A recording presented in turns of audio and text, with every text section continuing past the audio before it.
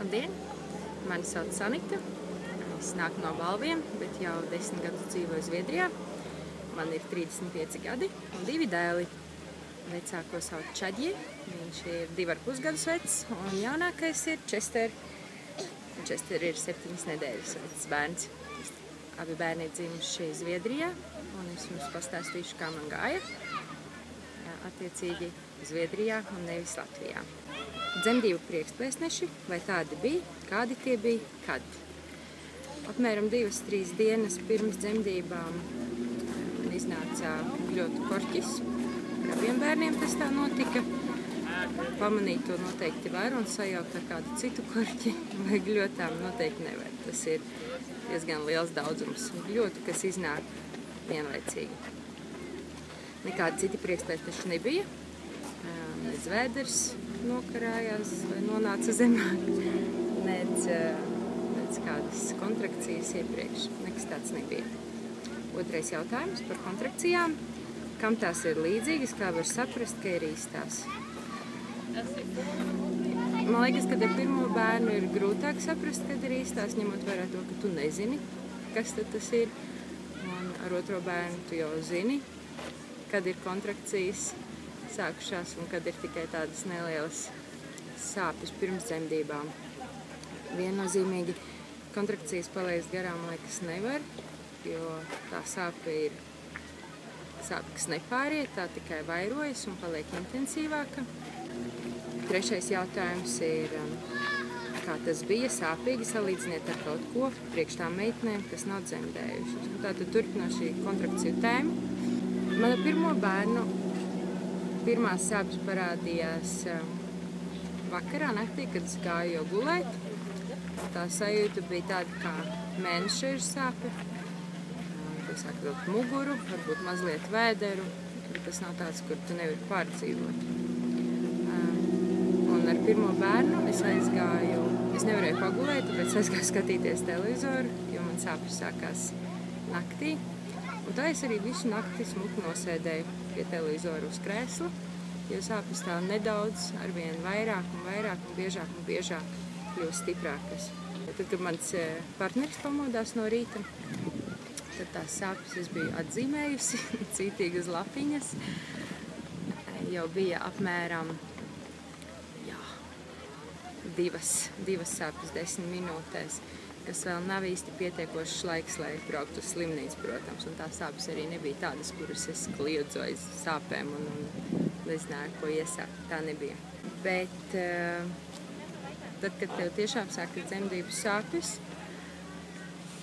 tu vienkārši sastingsti tajā kontrakciju brīdī, un tas ir tik sāpīgi, ka tu nezini vairs, ko darīt. Tu vienkārši sēdi, sastingsti un gaidi, ka tas pāries. 4. Kur bija tētis un viņa reakcija? Tētis bija blakus, kad dzima abi puikas. Situācija ir tāda, ka tētis mums ir pats ginekologs. Viņš ir redzējis un pieņēmis daudz dzemdības, daudz bērniņus. Lai gan pašlaik viņš nestrādā tieši dzemdniecībā, viņš strādā ar citiem ginekoloģiskiem jautājumiem un pacientiem. Lai vai kā, viņš zina, kas notiek labāk nekā dzemdētāja, un bieži vien labāk arī nekā pati vecmāte. Jo Zviedrijā ir tā, kad ginekologs, ārsts nav dzemdību laikā, ja dzemdības norisinās bez sarežģījumiem. Ir tikai medmāsa un vecmāte, kas atrodas istabā ar dzemdētāju. Un tā viņa reakcija bija tāda, ka viņš mēģināja atslābt un tagad šo ārsta lomu nespēlēt, bet būtu tikai tētis, kurš skatās un gaida, kas notiks, taču tā gluži nebija. Viņš tomēr sekoja līdz monitoru datiem par bērnu toņiem un par manu labsajūtu, un īsti atslāpt nevarēja. 6. jautājums, kā pagāja dzemdības. Tad pirmo bērnu man dzemdības sākās vakarā mājās. Tas bija 20. janvāris, un līdz 21. janvāra rītam es tur tā smuki nosēdēju, noskatījos televizoru, dzēru tēju un sēdēju uz krēsla un gaidīju, kas notiks. Tās sāpes uznāca un pārgāja, bet nebija nec laiks miegam, nec gribēšana kaut ko citu darīt. No rīta pamodās mans partneris, izmantoju savu profesionālo stāvokli, paskatījās, cik liels man ir atvērums. Es biju atvērusies kādus 2 centimetrus, un tā es turpināju sēdēt. Viņš aizgāja uz darbu. Ap pusdienlaiku, manuprāt, sāpes jau bija ļoti lielas. Es biju cītīgi atzīmējusi uz lapiņas, kad kontrakcija ir un cik ilgs laiks paiet līdz nākamajai kontrakcijai. Un ap pusdienlaiku braucu uz slimnīcu. Izsaucu taksi un braucu pati uz slimnīcu, jo slimnīca ir tā pati, kur vīrs strādā. Tad, kad es aizbraucu, tad aizgājām uz nodaļu, paskatījās, cik es esmu atvērusies. Es biju atvērusies kādus 4 centimetrus tikai, un teorētiski jau mani būtu jāsūta mājās, jo slimnīcā neviens šādu te netur. Jābrauc mājās vērties. Bet paklausījāmies tonīšus, un bērniņam īsti nebija perfekti tonīši. Jau atkal ņemot vērā to, ka tā ir tēta darba vieta, tad neviens mani mājās nesūtīja. Teica, paliec vien šeit un dzīvo un gaidīsim, kad bērniņš nāks pasaulē. Ūdeņi nebija nogājuši. Vienojāmies par to, ka ūdeņi tiks pārdurti, lai šo procesu pātrinātu, lai bērniņu nenogurdinātu un lai es arī pati nenogurtu. Līdz ar ūdeņiem sākās briesmīgas sāpes. Un es biju citīgi nodomājusi, ka būs dzemdēšana bez visādiem palīglīdzekļiem. Visi pieskārieni likās briesmīgi, bet neviens man neko palīdzēt vairāk nevarēja, kā tikai pašai bija jāiztur tā sāpe. Tad es pajautāju, cik ilgi man vēl tas ir jāiztur. Viņa teica, grūti pateikt, bet vēl kāds laiks ir. Un tajā brīdī es teicu, ka man noteikti vajag anestēziju, un bija muguras anestēzija, ko es nevienu mirkli nenožēloju. Jo pirms anestēzijas man bija brīži, kad viss palika melns. Es neredzēju, nejūtu, nedzirdēju. To sāp vienkārši bez mazliet kā bezsamaņā to aiziet, tādā komā. Un tad, kad man pieslēdz muguras anestēziju, tad brīnišķīgi, tad jau mēs varējām pajokoties un pasmieties un to kontrakciju izelpot. Un tad bērniņš piedzima dažas minūtes pāri 12. naktī. Un es vēl atceros, ka pēc 15, 12. skatos uz pulksteni un domāju, nebūs 21. janvāris, būs 22. janvāris. Un tā sajūta, kad bērniņš piedzima, bija brīnišķīgi. Ja kāds kādreiz rokā ir turējis dzīvu zivi, un tā izšļuka no rokas, tad tieši tāda pati sajūta bija man. Izšļuka mazā zivtiņā ārā. Tas bija ar pirmo bērnu. Un ar otro bērnu viss bija pilnīgi savādāk. Gan gaidīšanas posms bija savādāks, gan arī dzemdību periods bija savādāks. Man arī bija ļoti korķis, kas iznāca. Tas bija maijs, kad mēs gaidījām mūsu otru puiku. Un tā bija manas māsas dzimšanas diena. Pulkstens 3 pēcpusdienā es jūtu, ka laiks apsēsties man atkal uz sava krēsla un elpot savas sāpes. 5 mēs aizbraucām uz slimnīcu. Partneris paskatījās, cik ir atvērums, un tas jau bija apmēram 5 centimetri. Nolēmām negaidīt ilgāk un braukt uz slimnīcu. Ūdeņi jau atkal nebija nogājuši.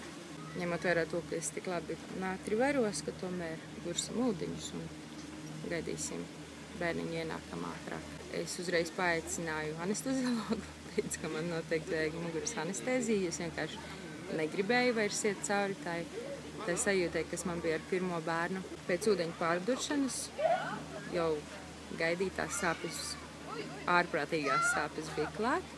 Šoreiz viss notika krietni intensīvāk nekā ar pirmo bērnu. Un tagad, skatoties atpakaļ, kā tas notika, tad ar pirmo bērnu, varētu teikt, nebija sāpīgi, un ar šito bērnu bija sāpīgi.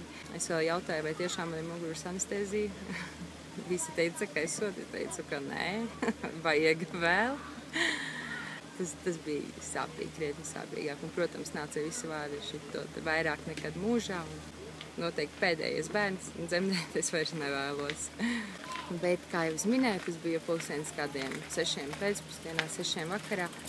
Un bez 10-9 vakarā bērniņš jau bija klāt. Ka, principā, otrās dzemdības man bija apmēram 4 stundas, salīdzinot ar pirmo, kuras teorētiski 10 stundas pavadīju sāpēs.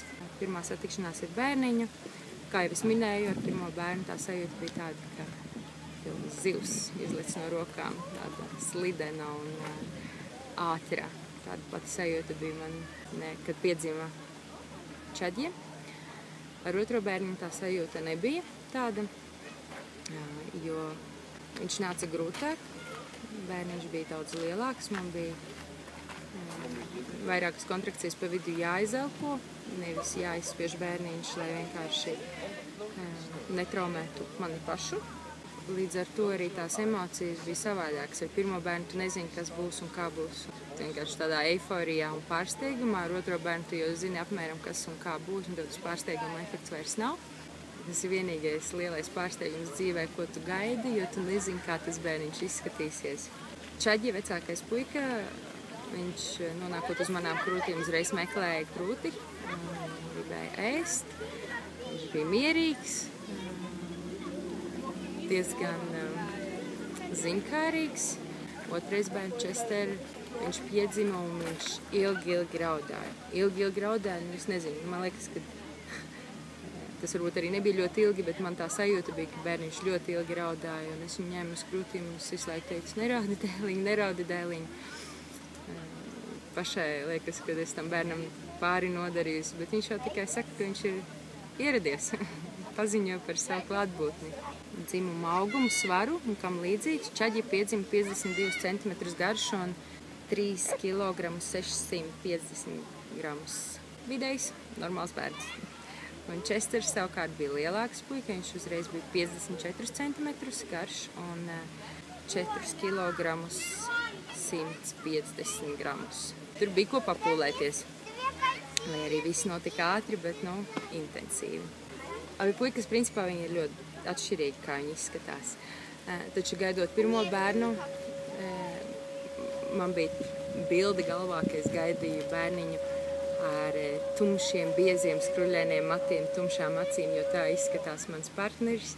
Un tad, kad ieradās Čaģi, viņš bija blonds, gaišs, zilām acīm, pilnīgs pretstats. Tas bija tāds šoks.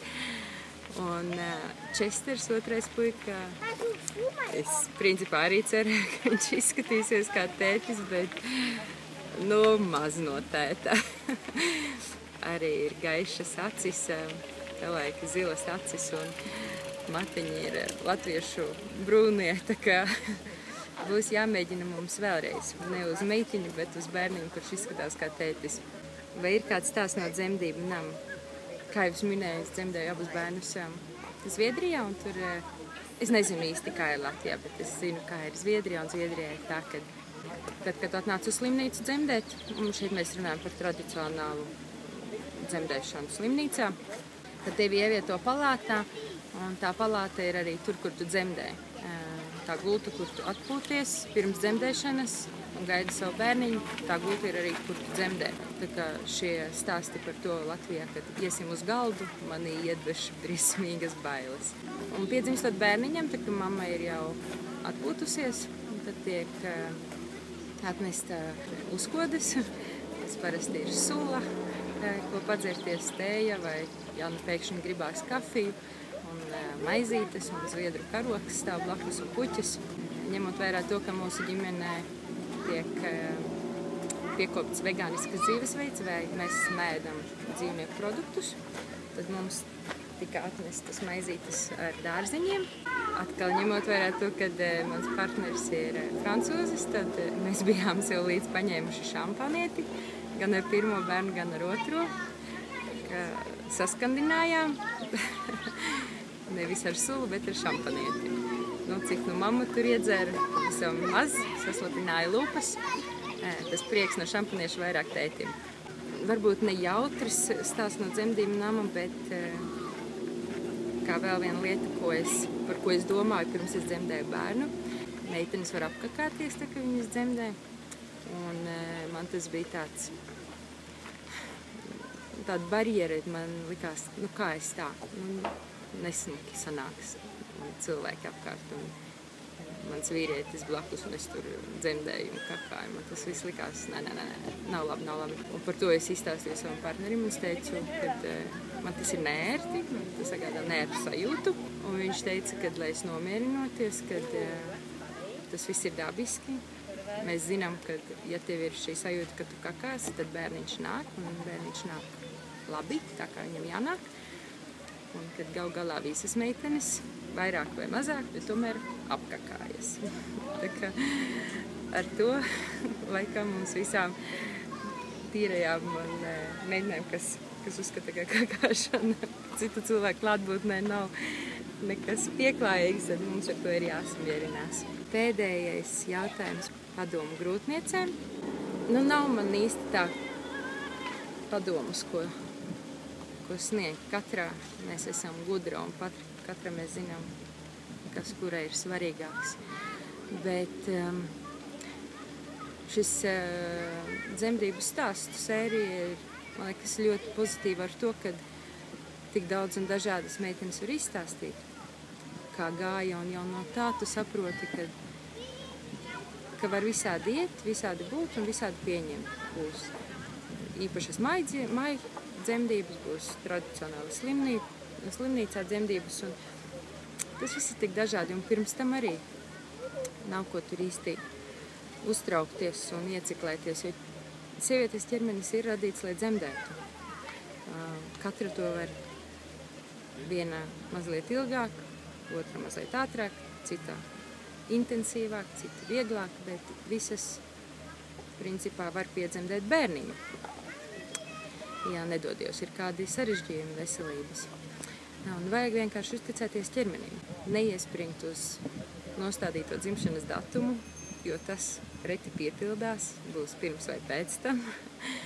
Klausīt sevi, ticēt, ka viss būs kārtībā, izbaudīt to mirkli, jo daba un sieviete ir varena. Neviens neko citu mums nedos izdarīt vēl iespaidīgāk, kā laist pasaulē bērnu. Es domāju, ka tas ir pagaidām arī viss no mani. Lai veicas!